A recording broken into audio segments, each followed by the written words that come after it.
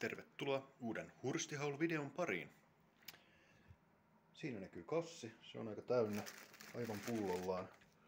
Katsotaan mitä sieltä löytyy tällä kertaa kassista. Ensimmäinen tuote, kaurakakko leipää. Se on hyvä.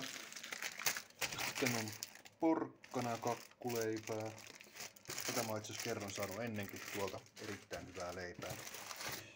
Sitten käsisaippua Sandalwood, näyttää kalliilta.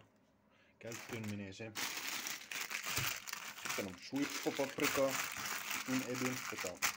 Tykkään tästä, tätä voi käyttää ruoanlaitossa. Sitten löytyy omena. Lisää paprikaa.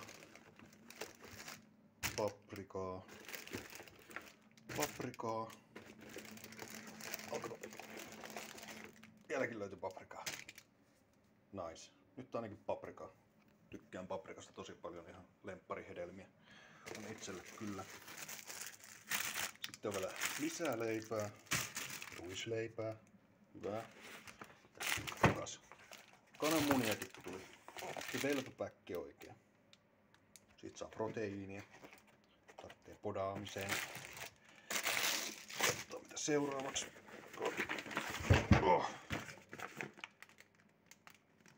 Samettinen puikulamuusi. Eiku puikulaperunaa. No, mietinkö, että ei se muusia ole. Joo, Juhan äidin samettinen puikulamuusi.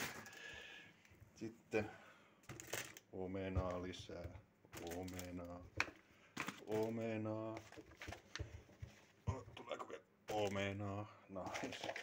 Sitten bolognese pasta snack. Erittäin hyvä välipala varmasti. En ole koskaan tuommoista maistanut.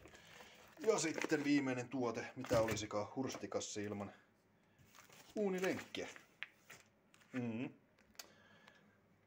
Mun mielestä tää on kyllä erittäin hyvä kassi, mikä tällä kertaa tuli. Ne menee ihan helposti viikonlopun pärjää noilla kananmunia ja uunilenkkiä ja bolognese hommaa. Pottuja on, sä tuo vaikka tehdä spydärin tai jotain. Ja leipää on vaikka kuinka paljon.